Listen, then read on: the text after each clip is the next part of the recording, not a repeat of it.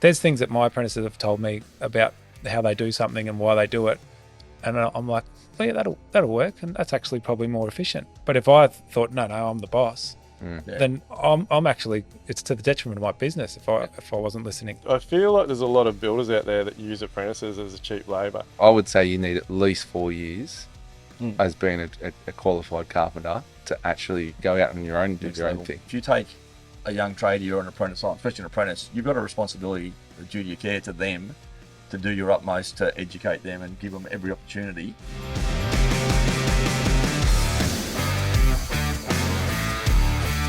G'day guys, welcome back to another episode of Level Up. We have definitely got a cracking episode coming your way today because we are sitting around a table saw in the shed with 3 other incredible builders. They all happen to be part of my Live, Like, Build, Elevate community. But we're going to be talking all things this afternoon, from mental health, collaboration in the building industry. We're even going to touch on the difference between the east and the west side of Australia by the sounds of it. But yeah, massive shout out to Craig, the Godfather's back in. We got Ryan from Lockspec with us today, and Anthony from Duayne Construction. So we'll kick it off with you, Anthony. Just tell us a quick little intro about yourself and your business. Yep, Anthony Hickey. I run a construction business in the inner west of Melbourne.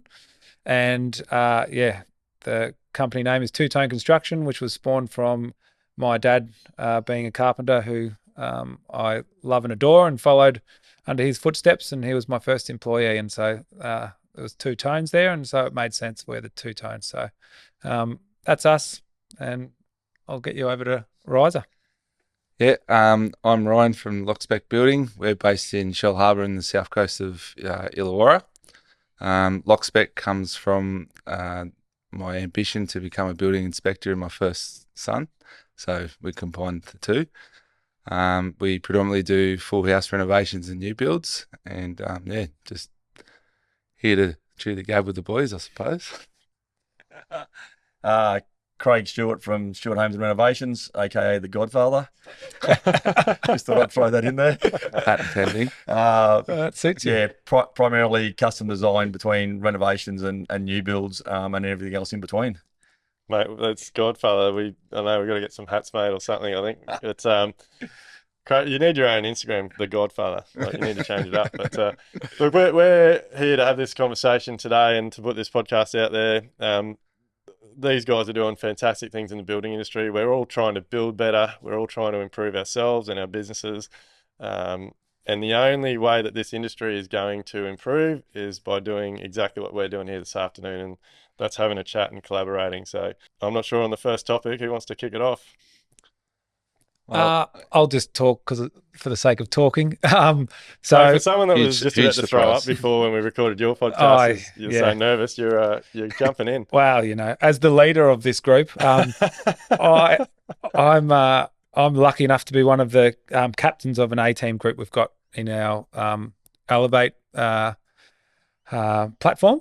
And at some point during the captaincy, I was relegated because they brought the Godfather in. So now we're co-captains. But yeah, we, I guess, have built an incredible relationship through our A-team. And I certainly call both you guys a dear friend of mine now. And I guess to run this into a question, how do you think as a building industry we can become better when there's a different belief out there that we are working against each other, and everyone is, I guess, holding their cards close to their heart or close to their chest, and they're fighting against the other builder to try and get the job, when clearly, I know we live all in different states. We've got Queensland, New South Wales and Victoria here, but I know for a fact that I'm a better person by sharing my experiences and learning from you guys and what you've experienced. So did I ask a question there? Can you answer? You're just not going to let us talk. I think that's a wrap. Thank you. We're waiting for it. I don't really have a question. I just wanted to hear my own voice there, I think. It's collaboration. I think the important thing that you're trying to say there, Anthony, is that the fact that we all live so far apart, but we're so connected emotionally, I'm not going to say physically, and also like business-wise. And I think that comes back to the Live Life Build, Amelia and Duayne, being so passionate about what they do. But I think the connection is so strong for us. As you said, we're all in the A team, but I think that we've just found that common ground that we support each other. And I think there should be more of it, whether it's A team or not. But I myself try to be passionate about other builders I meet in my travels and try and talk to those sort of guys and put it out there. Because how's the industry going to get better if we don't start talking, communicating and helping each other out? It's pretty unbelievable. Like we, with the big event we put on a few weeks ago, like we brought Matt Risinger out from the States, and like literally, like I've talked to him on Zoom and phone and stuff, but like I'd never met him. I was nervous as shit when I went to pick him up from his hotel, but like he walked out, big hugs, like it's like we've known each other forever. And he talks about it on my podcast, but he's like, we all deal with the same thing. Like it doesn't matter whether if you're a Chinese carpenter, American carpenter, Australian carpenter, like wherever you're from in the world, we all deal with the same thing on a daily basis. We still have to go home and provide for our families. We still have to produce like products for our clients. So we're so similar. And so the best way to just improve everything is for us to talk to each other and share information. Yeah. And there shouldn't be any competition at all. And we're lucky enough to be around each other through Elevate and through Live Life Build. And so we get to see that we're all like-minded. There's no egos. We're all just trying to better ourselves and our businesses. But outside, like taking this to people who aren't part of a building coaching group or mentoring group, I think we need to break that stigma of not wanting to let any trade secrets out to other builders, because like you just said, we all share these experiences. We've all had highs and lows in our building businesses, and it's by being able to open up and communicate and let people in on what's going on in your world that it makes it easier, and I guess connects you with those other builders. So I feel like it's really important to have things, which I know we all do. We try and have builders breakfasts, which we have our members that we know through Live Life Build, but we also keep trying to bring other builders in so they can understand and see what it looks like when people are working together to try and better themselves in their business. And every time we've had new builders come into our building breakfast mornings, they're always in awe of the fact that we are so open. And we're also inquisitive as to how they operate, because we don't necessarily have the right way to do things. We want to learn how they do things so we can maybe tweak what we do to become better. And then therefore we're all getting better.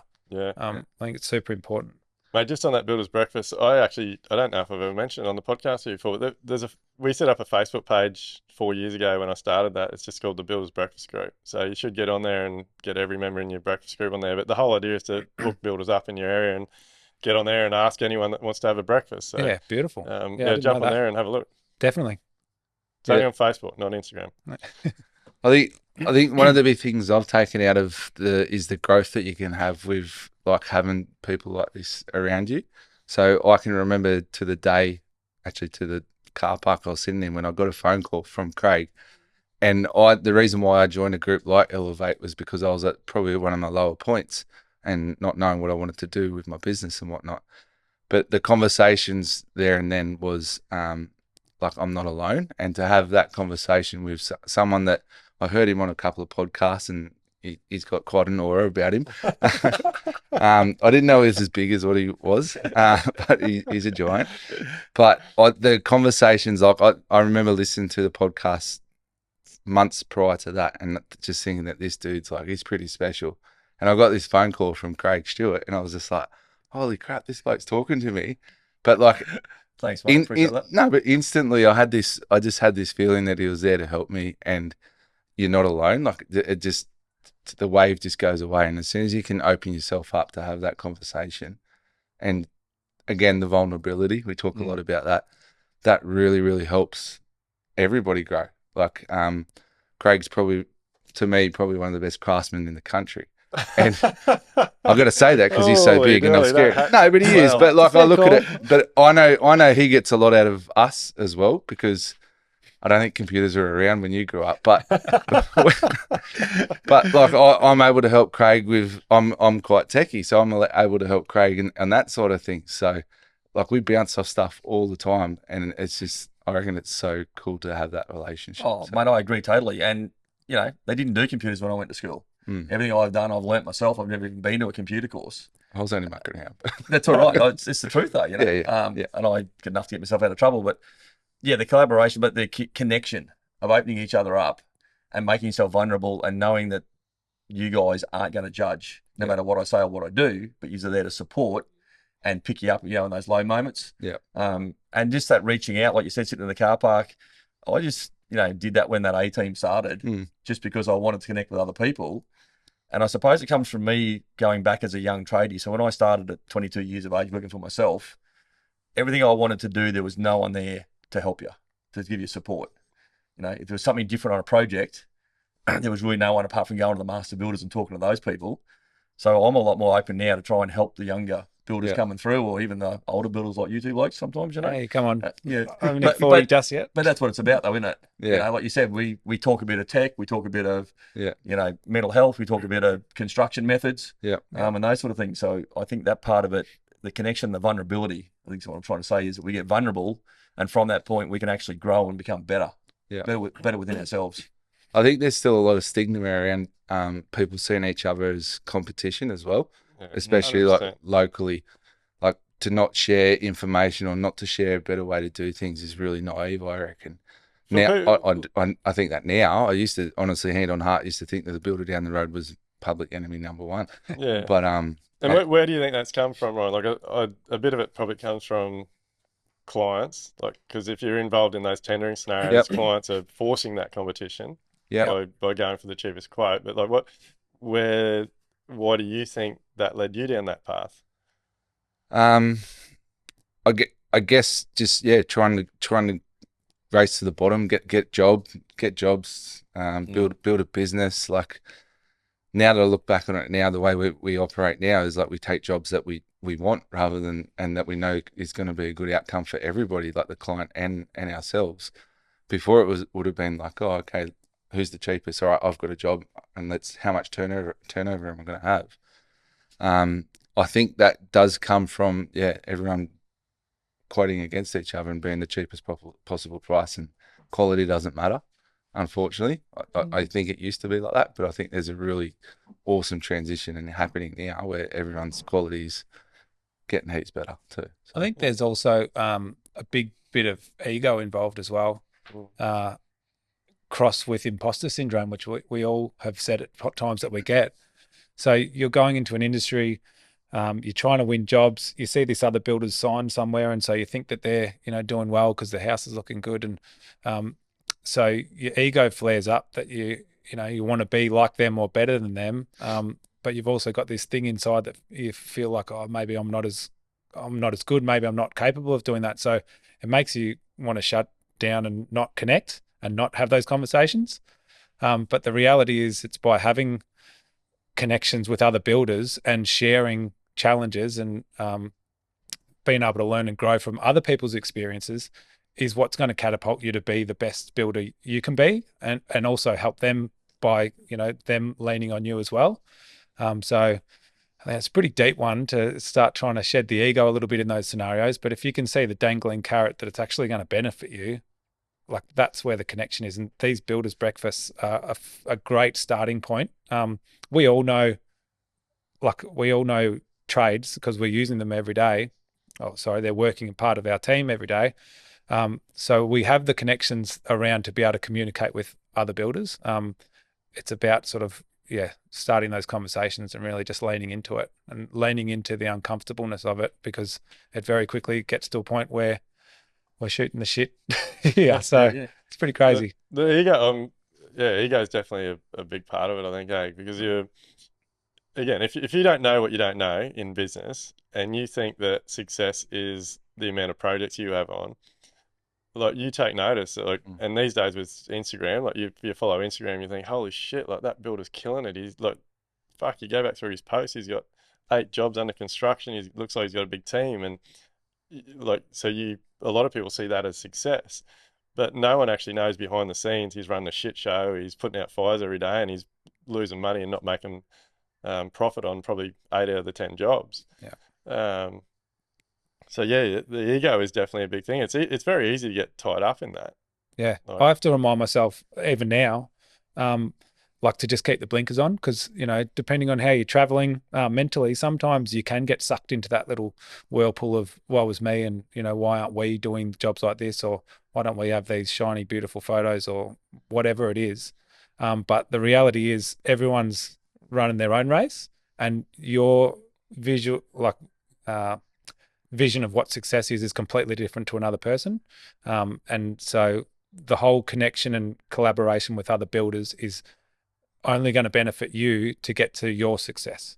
And so you just don't have to worry about what everyone else is doing. And I think that's super important to make note of as well. So let's just go around. What's success to you? It's changed since starting. Success for me now is really being able to come home and be present with my family. That's my number one. My wife has done a power of work to get me to where I am today, and taken the lion's share when I have been too despondent, I guess, thinking about work side of things. And I've got 2 young kids. So success for me is being comfortable financially, also like being able to still be working towards our goals as far as investment properties. So we're working towards them. We don't need to, you know, be making it in 1 year. But the biggest one is be comfortable financially and be present at home. And that's success for me. If my relationships are good more than anything else, then everything else seems to go well. And it all starts with, I guess, me as well. If I'm good, everything else seems to start Yeah, going what the about right you, way.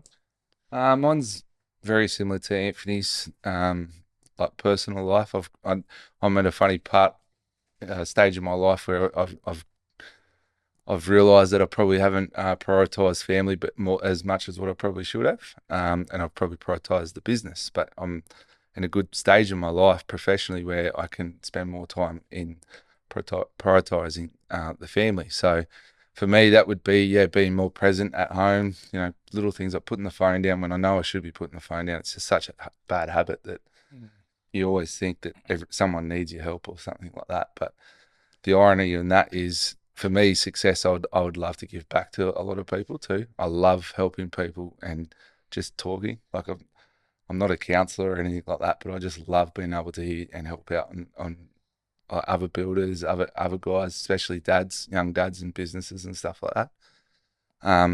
Just to have that opportunity to do that without any guilt attached to that, spending time doing that.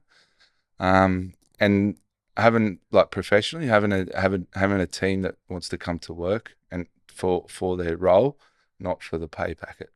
That's success for me. That's awesome. That sounds way better than mine. I'll second that.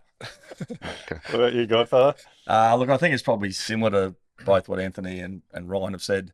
I was in that whirlpool of every job you tended, you had to have a job, you had to put food on the table for a young family. So unfortunately, my kids are older and they probably have suffered there, and I've been making up for it in later years. But working Saturday, working Sunday, you know, leaving dark, come home at dark, all that sort of stuff, because that was the mentality we're in. And it comes back to that, builder down the road is your enemy. You don't want to talk to him, so you just go all the time. So being able to have that success now that I don't need to take every single job, that I can take the jobs that I think fit my business model and fit my boys, my team that work for us. I think that's really important. Obviously, you know, creating some wealth so that you're financially sound and that sort of thing. And this year was the first time Lucia and I've had a holiday in 30 years together without kids. So that's an achievement. And it was huge. It was bloody awesome, mate. Yeah. You know, so she's already booking another one. So, so you know, it was really good. So I think success is having the business that can have the business so I can do what I need to do. I think that's important for me, and having a good team. And I think the other real successful thing for me is having clients that appreciate and love what I do. Yeah. Yeah, that's, you know, the quality of the job and the way you do it and why you do it, and having clients that actually take that on board. That's also a success. Yeah. Makes such a big difference. I know we talk about people pleasers and whatever else, but being acknowledged for the hard work, like we talk about blood, sweat and tears, and every project you have all 3 of them every single time. They're all in there, and it's because we care about what we do, and just the slightest amount of appreciation goes so far, and that is a really good sign of succeeding. It's also a really good reason why we do pre-construction, because that's where we Yep. work out where our clients, if they align with us. And that's been a super benefit to being a part of Live Life Build and understanding the pack process and implementing it. Yeah. Before we segue, can I ask you what success is for you? I think what success looks like to everyone should, like, it changes. Like, as you continue life's journey and improve on things, it definitely changes focus. But I probably have three things that mean success to me. Number one is, like, and I think I'm quite lucky because I've been able to do it across multiple businesses now, not just one. Like, having businesses that are so well structured, have incredible team members that if I don't feel like showing up or I don't need to show up, like, it just keeps operating. And I think a big part of success for that with me, I've only been thinking about this the last couple of days actually. I used to get a lot of anxiety around, like, I just knew if I turned my computer on, one of the emails was going to be shit. Yeah. I knew each day, like, I was going to get one of the text messages was going to be shit. I knew one of the phone calls was going to be shit. So the other part of the success is that just I don't have to worry about anything. Like, everything, like, we don't get bad emails, we don't get bad text messages, we don't get bad phone calls. Like, and that's, like, we still get the problems we had before, but it's the way I've changed and the mindset that I have around dealing with that. So definitely having multiple businesses that can run without me is huge. My next one is like, just being able to choose when I spend time with my family now. Like, I don't need work to be the number one priority. Like, if I choose to have an afternoon off or a weekend off or a week off or a month off, whatever, I can do that with my family. But the third one to me, mate, and to be honest, this is probably, it might sound a bit weird. I think this is the biggest one, even though I want to spend a lot of time with my family. Success to me is I want to earn as much money as I possibly can, like, so that I can help more people. I am determined to give millions back. I want to be able to help disabled people. I want to be able to donate to disabled schools, because I've been, touch wood, I've been fortunate enough to not have, like, I've got cousins and things that got disabled kids, but I see how much stress that puts on families. And as a builder, I know how much I can do. And so for me to have enough cash that I can just go to a family and say, hey, we'll put all the disabled ramps in, we'll modify your bathrooms, and just do it. Yeah. Like, that is my dream, mate. Like, Yeah. I just think that would be incredible to be able to do that. Yeah. The more people I can help, the better. Yeah. Yeah. But awesome. I think, like, while we're on this, like, sort of subject, I do think it's really important. Like, I feel like not enough people, especially people in the building industry, don't take enough time to sit back and actually work out what success is for them. I think most people's success is purely based off what they see every other builder and tradie doing on Instagram, which I think is actually really sad. Yeah. But do they actually take the time to plan where they want to be in 5 years or 10 years? I mean, and I'm guilty of that. Like, early days, it was just go to work every day. You know, if you're going to work every day, you thought you were doing okay. But it's probably later in life for me, and especially since I've started getting, since I've met you and Live Like Build and everything else, they've actually sit down now and actually try and make a goal. But how many in the construction industry are just in that mundane every day of getting up and going to work? Yeah. And there is no sort of end target or a bit of a target to reach to get to the next target. Yeah. And I think that's probably a big thing that a lot of people need to stop and have a think about. Sit down for 5 minutes in their own space and work out where they're going and what they're trying to do, instead of just being the flashy ute and the flashy caravan and the flashy trailer. Maybe look at some other steps. Too busy living, like, wanting it now, like, right now. Yeah, like, living in the present and not looking towards the future, sort of thing. Yeah. And the goal side of things, that's so important, which I never did early on either. I was just trying to keep the thing afloat, but it's like driving without your lights on at night. You're just going and you don't know where you're going. When you have a goal and you're working towards it, it makes the harder days easier, because you're still slowly but surely progressing to where you want to get to. Yeah. And for me, having goals and being able to implement small steps to be able to continue to get there has certainly made it.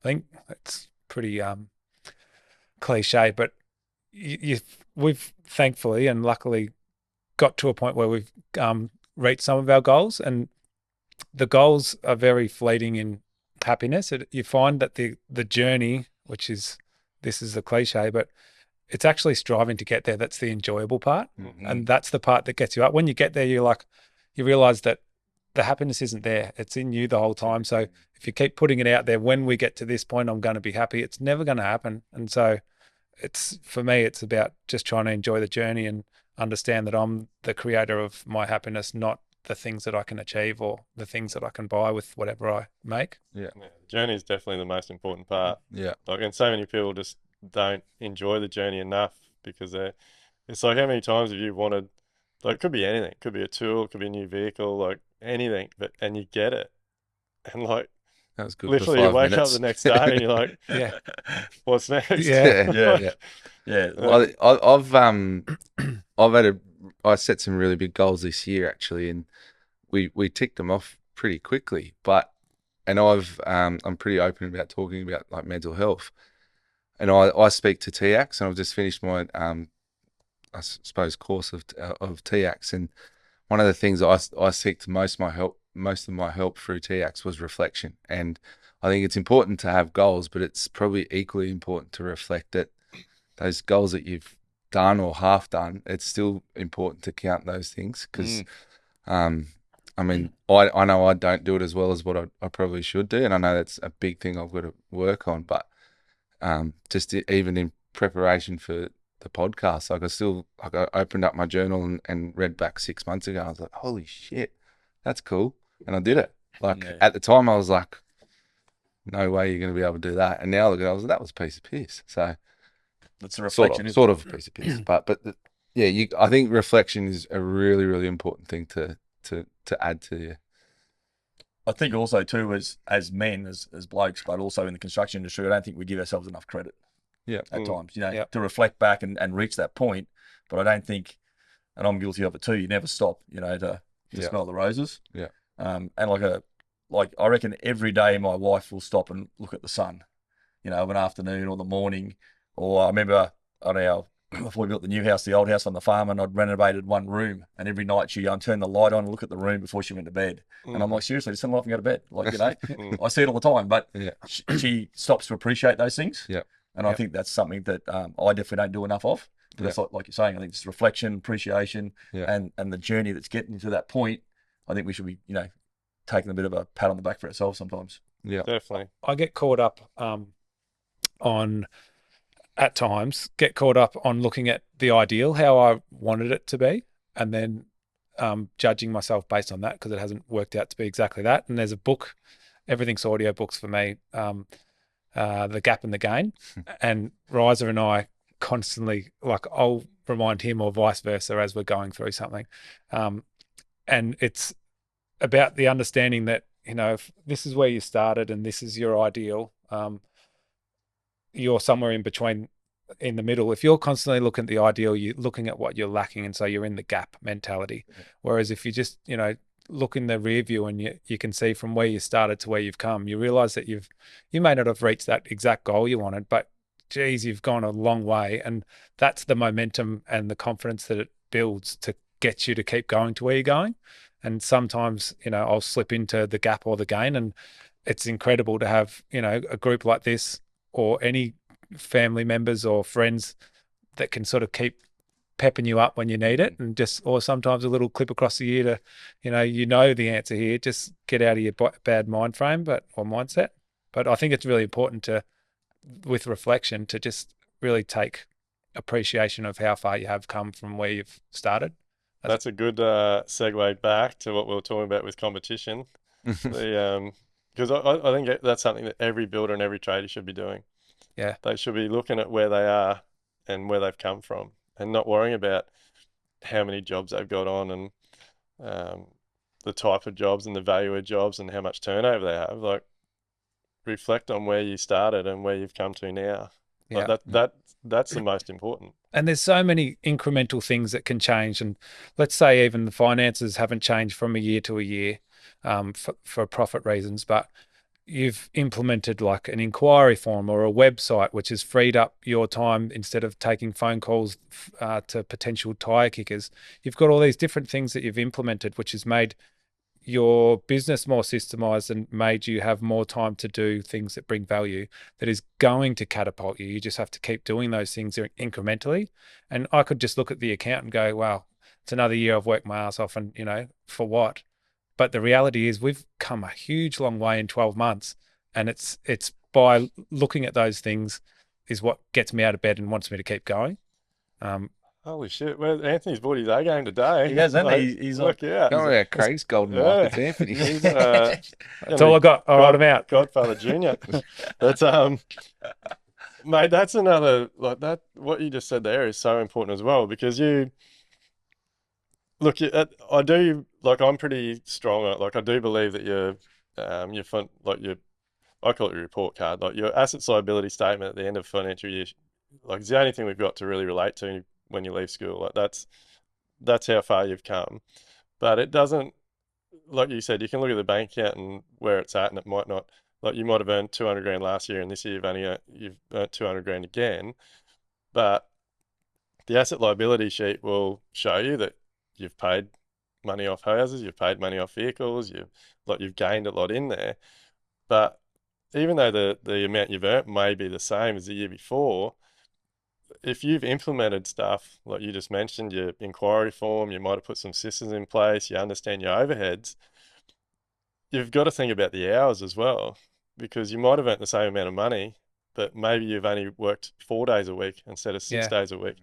Or been more present at home with the kids. Maybe you've been more That's present. right. Maybe you've got 2 days a week you've picked the kids up from school. Like there's a lot more in life than the dollar value. Yeah. I guess that's what I'm trying to say. Like it's got to, your success has to be based on far more than just what the accountants told you've earned at the end of the year. Because like if you earn $200,000 a year and you've worked 6-7 days a week, you're going to work when the sun's coming up, you're coming home and the kids are in bed and you're not getting time with any family, or you're earning 200 grand a year, you're working the hours you want to work, you're spending time with friends and family, you're going on holidays, that's a massive gain. Yeah. There's 100 grand's worth of spare time there that you've got back. So in the bank you got 200, but technically you've made 300 for the year. Yeah. Because you're using your own time the way you want to do it. Yeah. Isn't that great? Like these are light bulbs even for me, as we're saying, because it just reminds me like how good things are, and being able to hopefully hear this and other people listening can make sense of that it's not all the dollar values. How has this year looked versus last year? Have I been as stressed?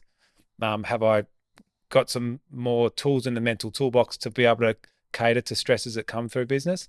Like they're all incredible gains that, like I said, are still going to just catapult you to where, the money will come or the extra time will come, whatever it is that you're working towards. As long as you keep positive and keep looking at where you've come from, I think you're in a good stead to keep thriving. Yeah, the world's so focused on dollar values, like and our industry is bad for it. Like it's all perception, isn't it? Really, like again, like you see the guy with the big truck and the flash tool trailer, and look like he's doing more work with you, but maybe you're on top of all your debt, and maybe he's in debt to the eyeballs. Like I really think people just need to focus on themselves. You said before, Anthony, you got to run your own race. So that's pretty important.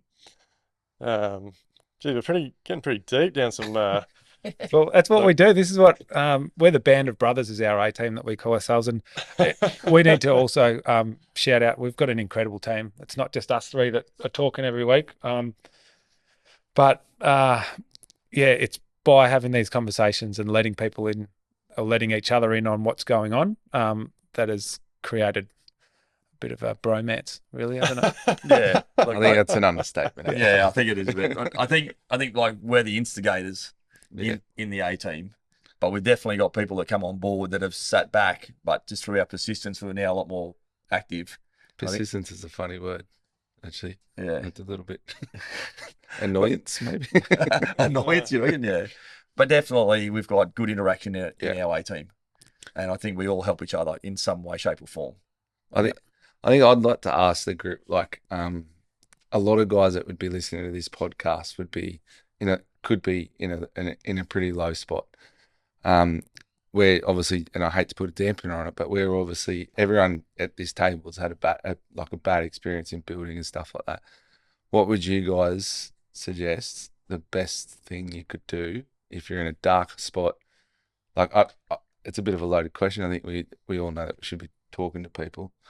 What would be the first thing you did if you're just starting out and you've just promised a client that you can do it for, $100,000 and you've blown your budget and you're just completely just dismissing your ability to do anything? Mm-hmm. What would you do? I think a couple of things. Well, if you're in a bad spot, you want to be ringing TX. Yeah. So you can help with that, but I think you've got to find someone that you can talk to, some sort of mentor that's going to help you through. Yeah. I don't know. It's like you said, it's a bit of a funny question, but unless you're sort of in that position, but I think you got to reach out. Yeah. You've got to put anything aside, no matter how bad it looks, because you've got to move forward. You can't stay where you are or go backwards, which is going to be a pretty bad state. Yeah. So I think you've just got to reach out. Whether that's someone like Duayne or one of us guys, or even just someone, a neighbour, a friend, another colleague, whatever.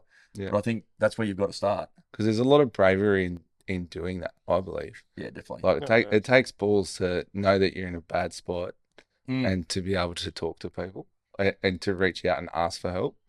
Yeah, definitely. Yeah, I just think that's talking to one another's, or to anybody that you look up to, or anyone that could have potentially been in the same position.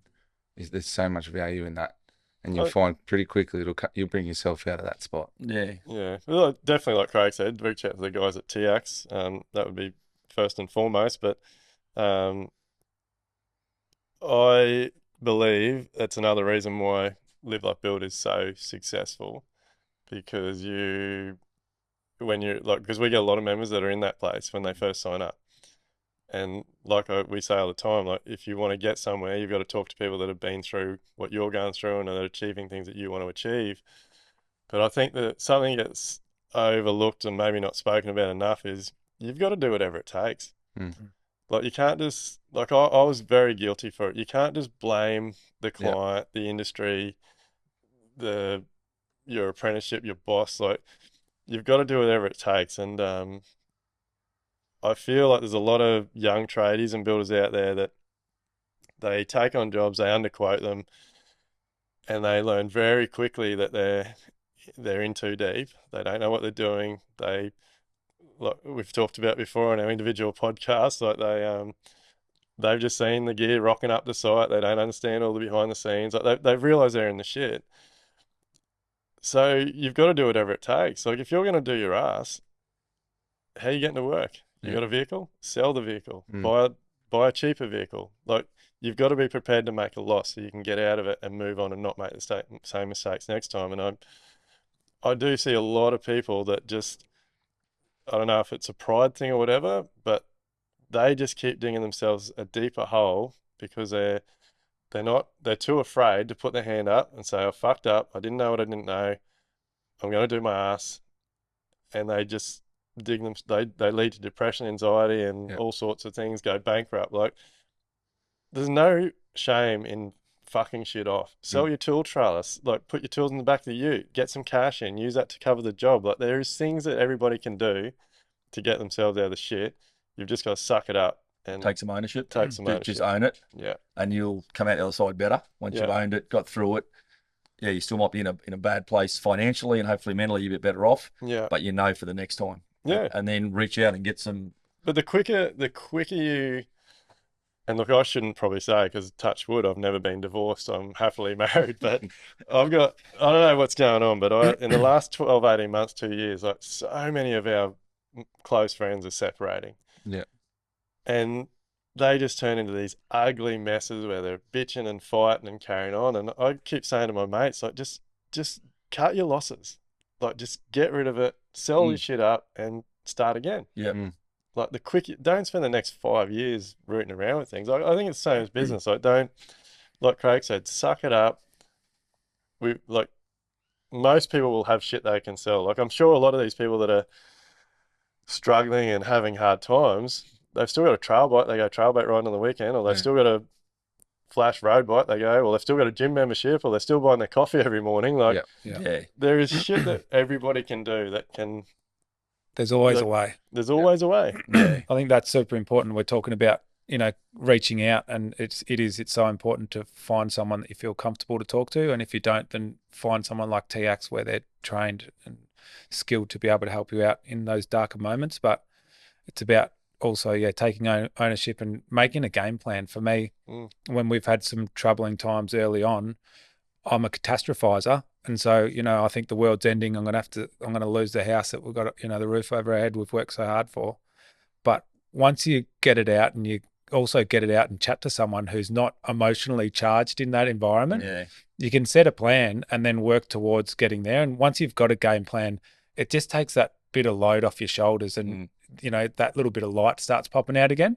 But it all starts with communicating first and foremost, and then starting to put a plan in place to start actioning.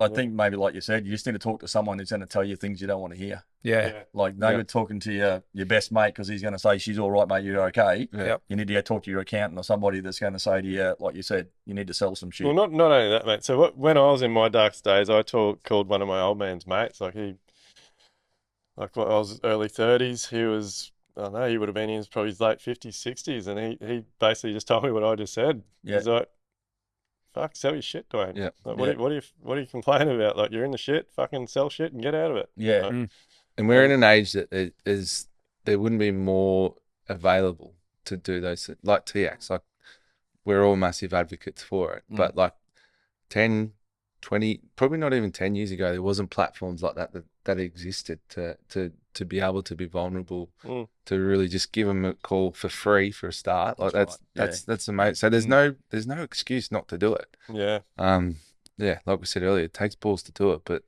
just do it. You'll be better for it in the long run. Like Anthony, well, that was in our individual podcast. Like you said, mate, you shouldn't just leave it till you're in that dark hole either. Like, I had a meeting with TX yesterday about some stuff, and that's what they were saying. Like, just ring up. Yeah. Like, you don't have to be in a hole. Like, just ring up, check in, talk through stuff. Like, even if you only use 2 of the, whatever it is, 6 calls. Like, I want to get Shay to look up catastrophizer. You got a picture of me? Is that?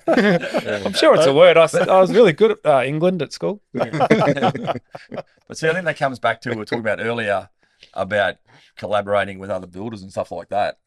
I think that if the more you communicate and realise that the other builder down the road is not your enemy, I think we're all better off. Yeah. Mentally, financially, because there's more than enough work out there for all of us to take on and do. But I think that's really important that we try to get rid of that stigma of, it comes back to that, like you said, the tendering aspect of it. Whereas I don't want to tell you what I'm quoting on this job because you're quoting the same job and we could be $300 difference. And that could be the difference between me or you winning the job. So we're not talking, even though I might see you every second day at the hardware store. So I think now that this is starting to open up and more people are starting to realise that you might be quoting the job and I'm quoting the job. And if we have a chat about it, well, then I might go, well, hey, that job's not really for me. Maybe that job is better for you. Yeah. And I'll close that door and open another door instead of thinking, this is my younger days that every job I had to have. I had to go to work every day. I had to have a job because I needed to support my family. Yeah. Where now I'm like, okay, well, I can say yes and no to jobs. Yeah. And that comes with time and experience, but we need to get the younger generation of builders and tradies coming through realising that they've got that opportunity now and not have to go through the heartache and stuff that we've been through and the stress and those sort of things. But look at what the race to the bottom has fucked every industry, really. Like, you think about, like, the race, like, cheaper food. We've now just got shit mass-produced food with no nutrients or goodness in it. It's literally just fucking chemicals. Same with our pharmaceutical. Like, race to the bottom there. We're just popping pills that are full of shit. And they've done the same thing with the housing industry. Like, the race to the bottom, like, you got all these, I don't know, volume build homes. Like, I shouldn't throw them all under the bus because some of them are good, but we've created an industry where it's like people are living in homes that are lower than the building code. Yeah. Like, they don't even meet code, a lot of them. Definitely. And which we're now, like, I am a little bit nervous about the next sort of 10 to 20 years in Australia because I do feel like a lot of these, and look, I'm probably guilty. I built homes 10 years ago that I with what I know now, I shouldn't have used certain products or done certain things. So we're going to have this whole period of people living in homes that those homes are affecting their health. Yeah. And that's all caused by this race to the bottom.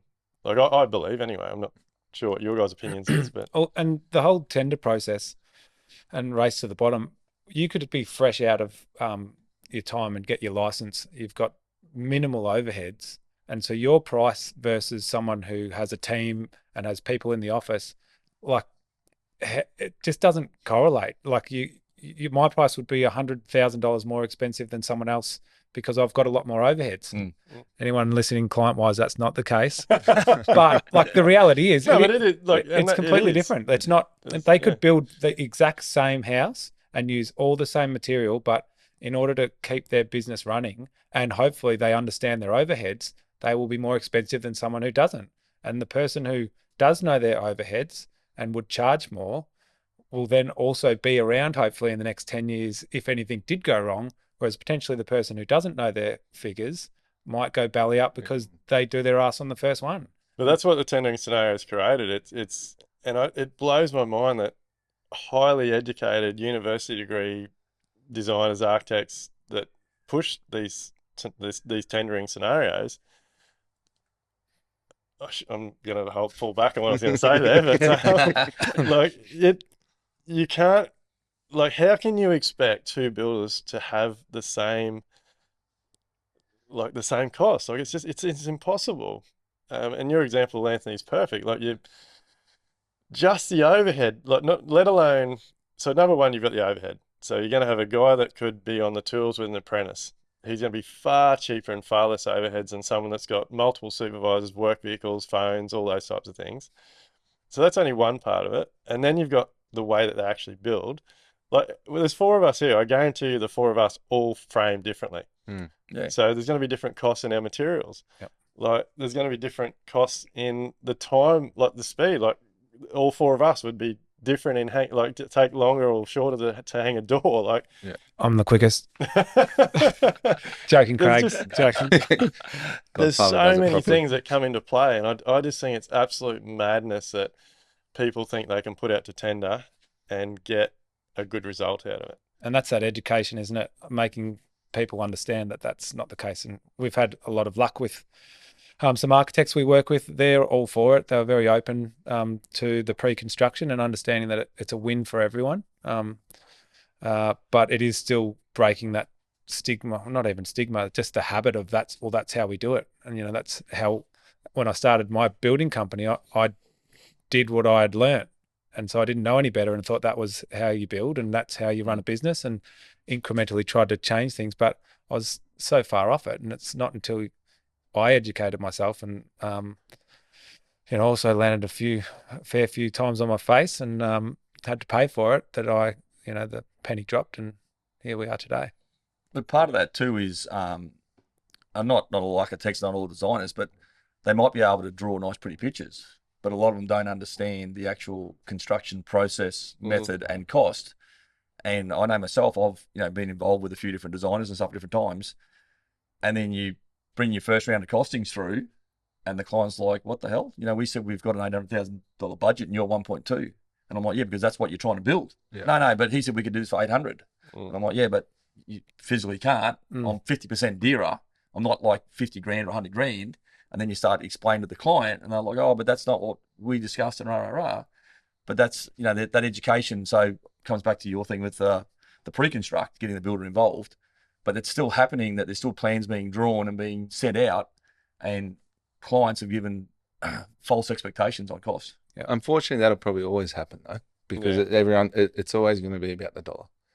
But it's for certain people it will be. Yeah. It is, but the education is it's not just as our role as a builder to educate the client. I believe it's equally important to educate the designer as well. Yeah.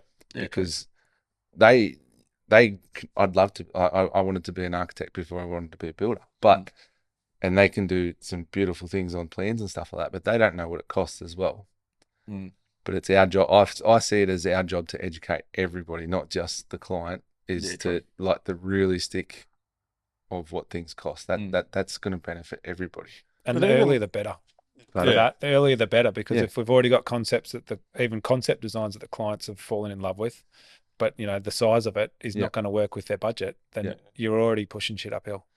I think like there's just so many parts of it. Like we're having a little bit of a situation with a couple of jobs at the moment, and I've really been sort of digging deep to figure out why it's happened. And a lot of it's come back to like you've got reps out there that are visiting all these designers and architects and trying to flog all these new products and trying to set expectations and selling them this dream of what it's going to look like when it's finished.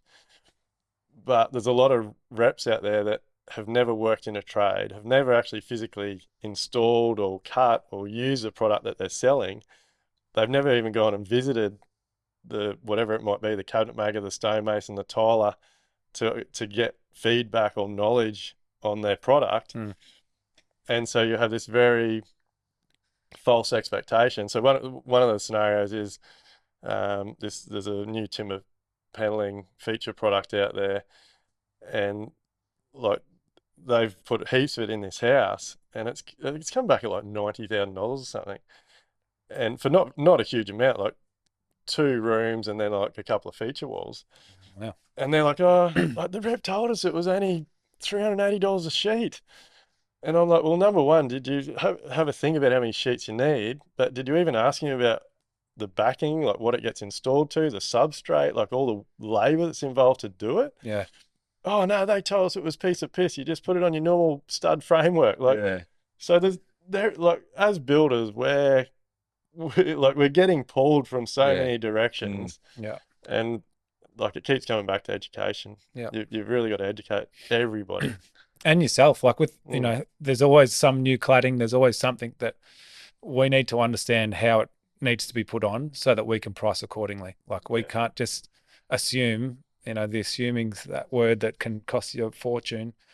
We need to make sure we see like the information required, how to put it on, how we need to do it so we can work out the labor component, and that takes time. So when we just get thrown something, I'm a bit of a, we keep going back to people pleasing, but I want to give the answers the clients want to hear, but that's not to their benefit, because if I just say something to make that conversation nice and comfortable then and there, it's going to bite me in the ass weeks down the track when I can't renege on the fact that I said I could do something that I can't, or it's going to cost something which it's going to cost much more. So taking a little bit of pause to be able to get a bit of space to understand those things and learn what you need to do in those environments to give the right prices. It's pretty important. Like, mate, there's a bonfire starting over there.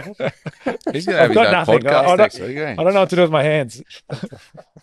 It is. He's got nuggets going everywhere, hasn't he? Well, this is what mate. happens. This is what we talk about, collaboration. So Yeah. hanging out with these guys via WhatsApp, mind you, because they live in interstate. I'm around this all the time now, and anytime I have any queries, I get these guys and the rest of the A team and the rest of Live Life Build. So you can't help but have some of it rub off on you. So I'm slowly getting a little bit more intelligent. Anthony and I talk probably every couple of days, and to the point where we actually share a VA now. He's in Melbourne. I'm in Shell Harbour or Wollongong sort of area. How's that work? A lot of fun. Yeah, Fun. VA is in. Do you remember what town exactly it is? No. Anyway, Philippines. Gyrate, and he's incredible. He's amazing, and so he currently works for me Monday, Tuesday, Wednesdays, and with Riser Thursday, Fridays, and we're going to tweak that a bit where we need to. But yeah, we run the same or very similar systems. So any recipes that get put in sort of correlate. Anything that's slightly different, he has access to both our softwares. But so far it's been pretty seamless for we've been pretty 3 fortunate weeks. because I've got 2 other VAs in our business for administration and social media as well now.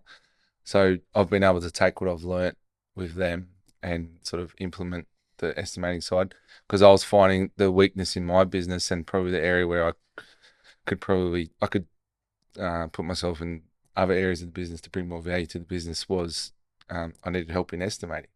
I didn't run the overheads, was able to run the overheads, couldn't afford to use a in-house estimator in Australia. So just put two and two together basically. And then Anthony was in a similar situation where he's got a lot of that sort of thing on the table. And so far it's been, it's revolutionised I mean, it's only been what, a month and a bit, but if I wasn't married, I might marry Gyro, I think. Yeah. what he's put into the business has just been amazing. But what I'm equally as proud of is that we've developed a relationship where we can share that and bounce off each other. Like that's that's are unbelievable, eh? Like their skills and their qualifications and just. I think Gyro's a structural or civil engineer. Yeah. But I think, I'm not sure, like we've got 5 across our businesses now, and what really amazes me is their thirst to impress. Yeah. Yep. Like if you give them something to do and they don't know it, like they will go and study and learn it and come back to you and go, hey, I think we need to do this. Like where else? Like you don't get that here in Australia. Yeah, you would love that on site, wouldn't you?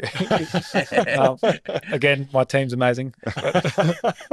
And like again, with working with Riser or alongside Riser, he's taught me how to use a loom recording. So I would never have done that stuff. I would never have known where to look. And to have someone in the group and in Live Life Build and just in the industry to show me how he does things and how much he's seen benefit. So Loom 21 Listen is like a video recording of your screen. You can have your happy little face there as well and show people how you go about things. So whether you're in your software, your quoting software or whatever, and what you would like done or how you do things, then you can record that and send that to someone else so that they can always go back to it and see how it's done so they can then mimic it.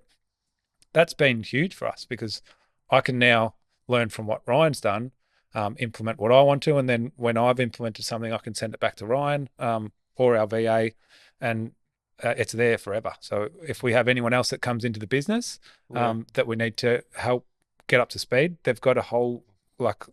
What if they're not in your business? You might have to hook the Godfather up here with a Well, we've already discussed this. It's already on the cards. Don't worry. Yeah, we've already We've already been discussing. We're dabbling. Yeah.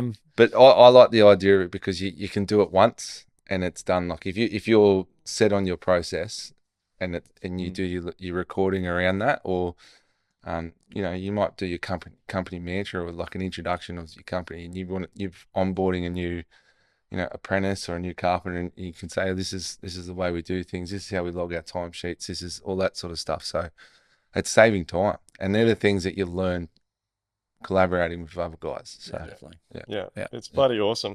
I mentioned at the beginning we're going to talk a little bit about East and West. So what's like there definitely seems to be a bit of a gap between the eastern side of Australia and the western side of Australia. They reckon West is best. I've never been there, but there's a lot of building work going on there. We've got Western Australian members in Live Life Build, and I know they struggle with, like, obviously we do live events and things. It's a long way for them to come. Yeah, but there does seem to be a lot more collaboration with builders on the eastern side of Australia than over there. Is it just the gap, the distance? Like, I don't know. I don't really have an answer there because we obviously do run all up the east coast, but how have we stunned Anthony today? Good question. I'm not sure because I know Nathan Kelly are over in the west, and like I get along like a house on fire with those guys. So it's a distance thing. I think it's distance. I don't think they've got any better builders or we've got better builders here or anything like that. I honestly think it's just a distance thing. I mean, we've got quite a few mates in the middle in South Australia. I don't think there's any NT members. I'm not sure, but none yet. Like there's some bloody inspirational guys all over Australia, and they're all great in their own way. I honestly think it's a distance thing. So I guess it is because the connections that we make, the tightest are the ones Nathan Cal. They've come to live events, and so I've met them face to face, and we see everyone on our Facebook groups and whatever else, but it's that connection, seeing each other, is the one that sort of really solidifies it. But I don't know. Dictionary? I don't know. Yeah, I've used all my big words. So maybe it is. Maybe we do have to get over the west and start connecting with the Westies. But even I don't know about you guys, but like even on Instagram, that I don't get a lot of Western Australia builders. Like I get more American builders pop up on my socials than I do Western Australian builders. Might be the algorithm though. Is it Mate, because I their don't know. style of building is different? I reckon that's got a lot to do with Because it. like, you know, like a lot of the West brick is your carpenters are really just roof framers, Yeah. you know, and maybe fit out and stuff like that because there's so much masonry being done over there. Is it that they just don't have the content, or they don't show it as much, or they don't interact as much because we're building, you know, that variance of style of building maybe? Yeah, I do think that's a lot to do with it. It does, from what I can see, it does look like there's a lot of lightweight construction starting to come in over there. So they're obviously doing different things with their tight end and stuff. But yeah, I don't know. For any West Aussies listening, like reach out. I've never thought of that. Like I see a lot of you know, Tassie builders all up the coast and South Australian, but what is it? Forest to Coast is the ones that I always see from WA, and they do incredible work. But outside of them, I don't know if I follow any other builder over that side, and so I don't really have it in my feed. But there's got to be incredible builder in my Instagram and see what comes up. Yeah, there's got to be incredible builders, because that's my whole feed is just building. And to be fair, I haven't really been searching for a WA builder though, and notice if it's them or not. But when you see Margaret River, you don't forget it. So, what else do you want to get out today, guys? Or are we all here? What do we want to talk about? You've been quiet, Craig.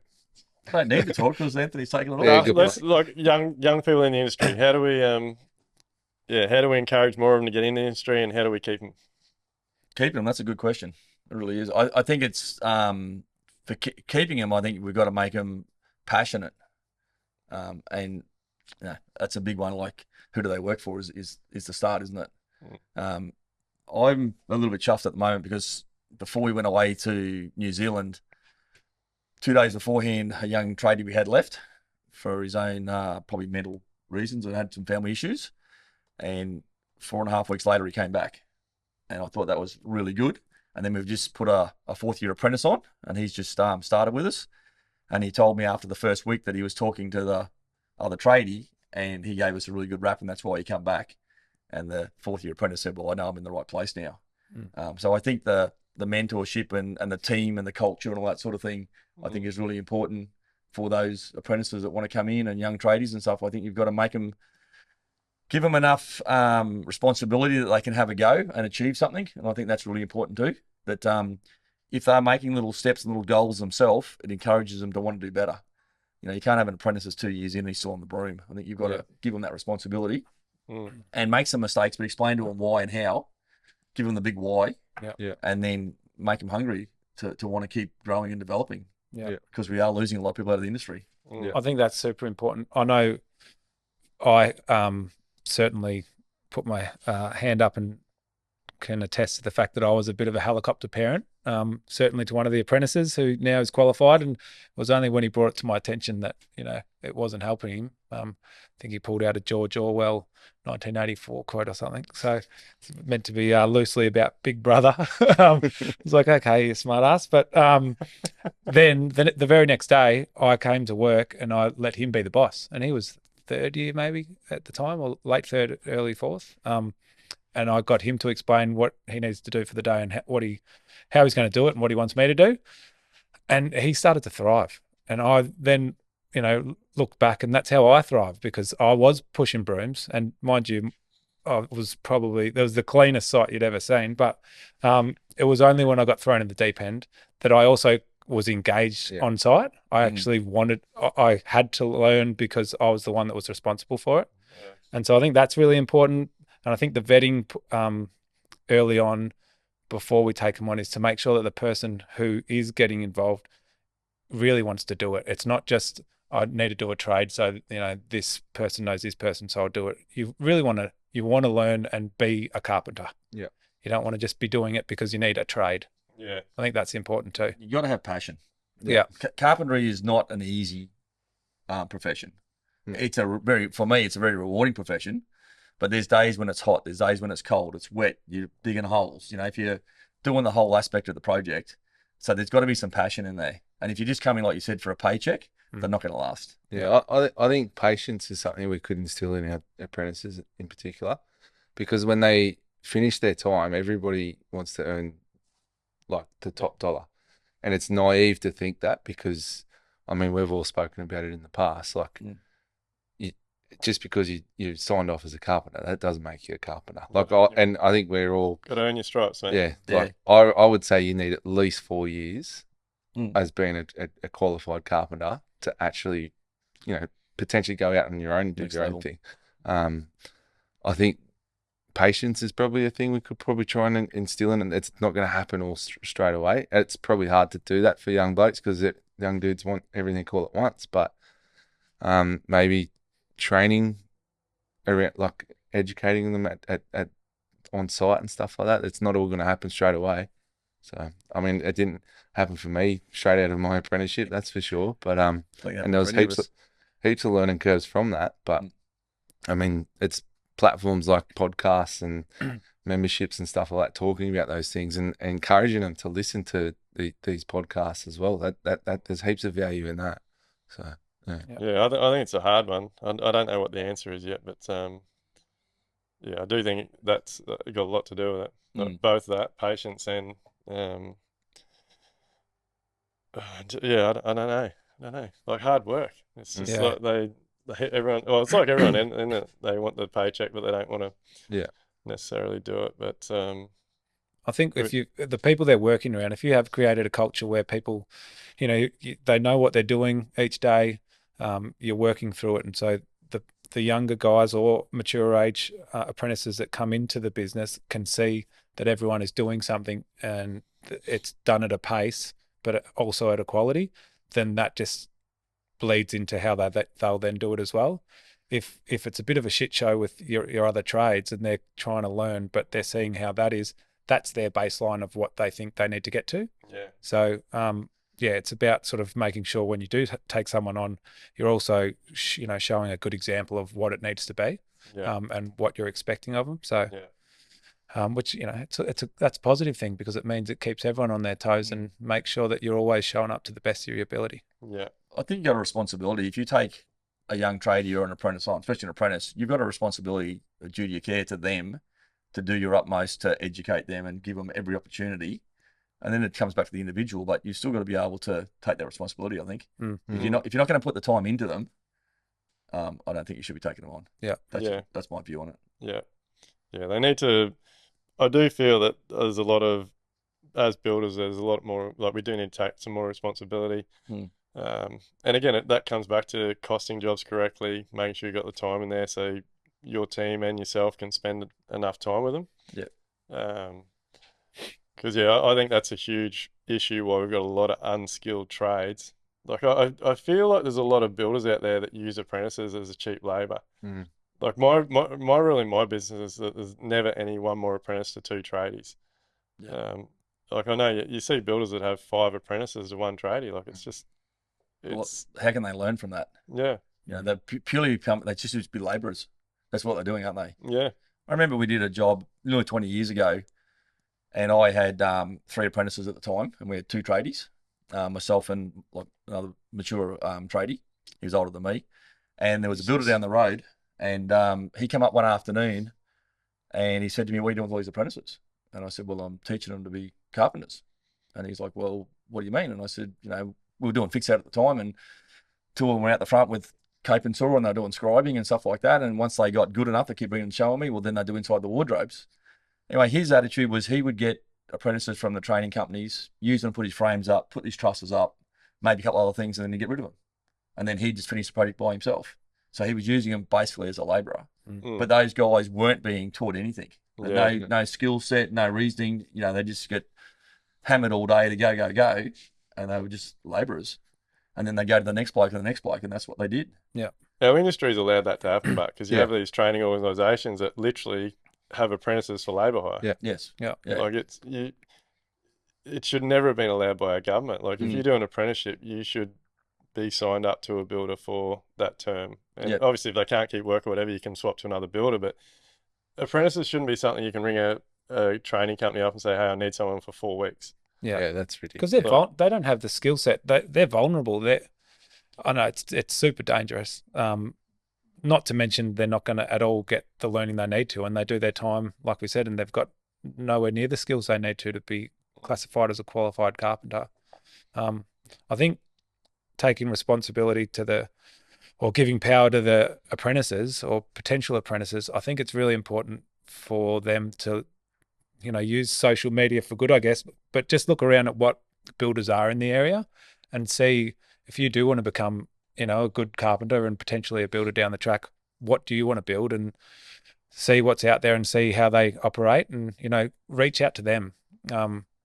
There's nothing better than someone that pesters you for a job and you can see that they're keen. Like a good personality and eagerness that's the formula. Everything else you can teach, but it's just someone who's been bred well, I guess, like just a person who's got good values and who's eager to learn. It's perfect. That's what you want. Yeah, that's what any builder wants. I think I could probably speak for. Yeah. So what I guess just go around one thing, like for any young people listening that are thinking about being an apprentice, like what's one tip that you can give them to be successful? Come to work with a good attitude. I tell all my guys I can teach them any skill they need to have, but I can't teach them attitude. That's the big one for me. If they come in the right headspace, wanting to learn, wanting to listen, have a go, I'm all for input coming back, but just have the attitude, and then we'll teach the skills from there. Yeah, it's a little. I would say on top of that, like commitment. So, like if you want to do a carpentry apprenticeship, don't say, "Oh, yeah, I'll give it a month," sort of thing. You really got to commit, because it gets better and better. Like I've been doing it for nearly 20 years, and I'm enjoying it more now than what I did my first 2 years as a cut. So commit to it, and don't just be like, "Oh, this is hard. I'm going to do something else." Life's hard. Just you got to be able to break through those. We only get back what you put in. Yeah. I think the best thing is to just have a growth mindset. Understand that the day you think you know everything is the day you stop learning. And with an ever-changing building industry, like there's a million ways to do something. So it then gives you the ability to listen to everyone who's talking to you on site. As you go through your apprenticeship and you become fourth and you've got people underneath you, there's things that my apprentices have told me about how they do something and why they do it. And I'm like, oh yeah, that'll work. And that's actually probably more efficient. But if I thought, no, I'm the boss, then I'm actually, it's to the detriment of my business if I wasn't listening. So what about respect? I think they need to, like a lot of them need to actually respect that they've been given a job. Like take it seriously. Like I think we've spoken about it before around the Christmas time. I think it's a somewhat expectation that they get Christmas bonuses. And I think I've probably heard it on the podcast. So you guys like, and you've definitely said it, you used to give your boss a box. Not that I need a box of beer or anything like that, but you used to be like, I've got a job, thank you. Like that, I think that is, I don't think that's just like in the carpentry side. I think that's across the board. That's the big picture. Yeah. But I think that'd be pretty important to appreciate having a job. That's huge. Yeah, I think that appreciation has gone a lot. I mean, I remember myself as an apprentice and a young worker. You were happy to go to work. You had a job. You were grateful for that. Yeah. Whereas they seem to sort of chop and change so much these days. It's just that appreciation isn't there. Yeah. And I don't think they fully understand what's involved in keeping them on a job every day. Yeah. That's the other thing too. Yeah.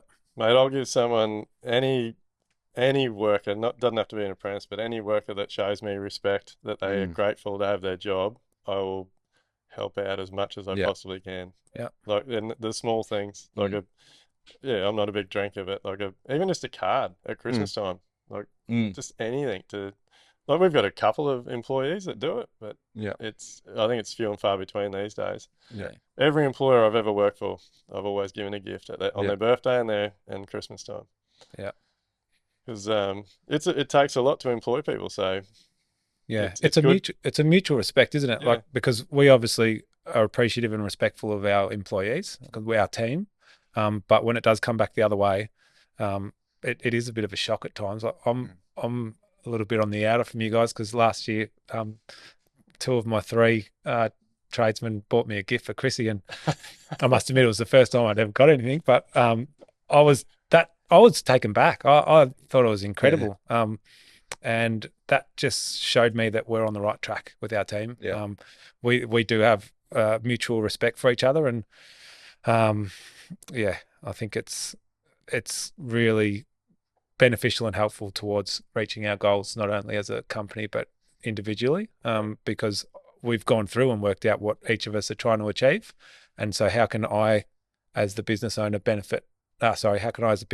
owner help you get to there? And then how can you help me get to my goals and our team goals? And that builds the respect as well. So keep bringing gifts, boys. Well, one of my guys about 3 years ago actually gave me a birthday present, but he gave it to me a little slowly in the afternoon so no one else knew about it. And I sort of felt bad for him, the fact that he had to give it to me without everyone else knowing. You know, Yeah. What was it? Was a really old egg beater drill. You know, the old hand operated. Yeah, because I collect old carpenters tools. Or, have you shown me? In my office I've got, a big glass cabinet with them in there. Yeah. And he'd been out somewhere, a second-hand shop, and found it. Yeah, it's cool. And put a little bag and brought it to work and had a card and stuff in there. Yeah. That's thoughtful. Like, that's the thing that gets me. My wife harps on. We've had some really thoughtful gifts from our clients, like really well thought out. One of them, for example, was like the local cafe to the job. When we first started the job, they got us a voucher for the coffee shop up the street, which in Melbourne, we love our coffees. But I was taken back by that. We hadn't even started yet, and they were appreciative of our pre-construction and what we had done to that point. And my wife always says, like, these are the thoughtful gifts that you should do these for the boys and for maybe other people in the family. And I can definitely work on that. But like thoughtful gifts like that of something that you clearly, have an eagerness to continue to get. Well, a good little tip for your wife. This week, Lise made cupcakes, so I took them to work for Smoko. Yes. Boys loved them, mate. Did you take full credit? No. No, good man. Good man. They know. No, nor would I. No, I was bullshitting. I didn't cook them. I took this bloody box of cupcakes to work at Smoko time, and they thought it was awesome. It's the small things, isn't it? Like, it's the small things that make the biggest difference. So, you got to be consciously thinking about that stuff all the time. And it's hard because, in business, God, you can't shut me up, can you? There is so many things in business, and there's so many things that can be stressful and triggering. And so the connection to the team sometimes goes by the wayside, but that's the thing that anchors everything. So when stuff does get rough, that's great. Then you can start working on those things because you know that the team's looking after you. Yeah. I'm killing it. I'm absolutely killing it. If you got any pillows in here, we'll just leave it. Oh, God. The catastrophizer is a real thing. Yes. People who catastrophize often feel they have little control over their lives and everything happening to them. So, yes. Thank you. Anthony's not a great thing to be thinking. That's what we're working on. Catastrophizer. Yeah. No, well, look, guys, I appreciate your time, especially you two flying up from, where do you fly out of Sydney? Or? Yeah. Sydney and Melbourne. Look, I think you've added heaps of value today. It's Godfather as well. Next podcast, we're going to have a Godfather hat on, I think. We need a Godfather Day, I think. Well, the Godfather needs a YouTube channel, like that Liver King. Yes. Yeah. Like to talk to show. Yeah. But look, I think it's fantastic. I think just having these sorts of conversations gets a lot out there and a lot of knowledge, a lot of advice, and all that sort of thing. So, look, for anyone that's listening, if you like these types of podcasts where we have multiple guests, let us know so we can get more of them. But if you've got any questions at all, make sure you reach out. If you're having trouble with your mental health or you're in a dark place, make sure you reach out to the guys at TX. But one last thing to wrap it up, guys. What do you got? I think for me, it's the whole reason we're here is networking, communication, collaboration. Yeah. And ultimately, it's come from Live Life Build. But I think it's important that you just reach out at the hardware store and things like that. There's a couple of builders in our local area that I've had little chats with. I seen one of them turn up at your Level Up experience, and he come and saw me and he asked me about Paula, and I said, go buy a book. I seen him last week and he goes, I bought the book. And, so I just think the networking collaboration, and that's why we're here now. And I think it's so important. And our growth, our free growth, and our whole team from that is this next level. We're leveling up, boys. That's it. in light of letting Anthony have the closing comment, yeah, just doing the little things. I don't over dramatise just reaching out and having a chat to someone. Like, it's really not that hard just to put yourself out there. So I'll keep it short and sweet because Anthony's next. So. Yeah, I think I've said everything I need to say. I just want to thank you for letting us come on.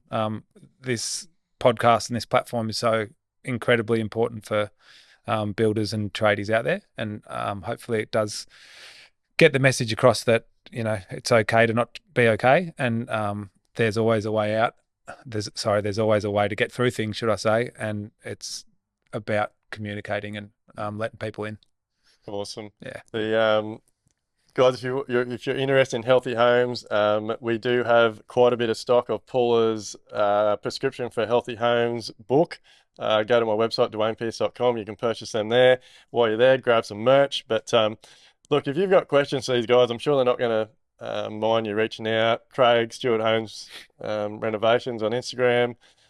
Yes. Ryan Lockspec on Instagram. Anthony Two-Tone. Keep an eye on his videos. Yep. They're great. Like and subscribe. Like and subscribe. But like and subscribe to all the guys. Check them out. They're doing great things. And look, as always, like, subscribe, and we will see you on the next one. Are you ready to build smarter, live better, and enjoy life? Then head over to livelikebuild.com/elevate to get started.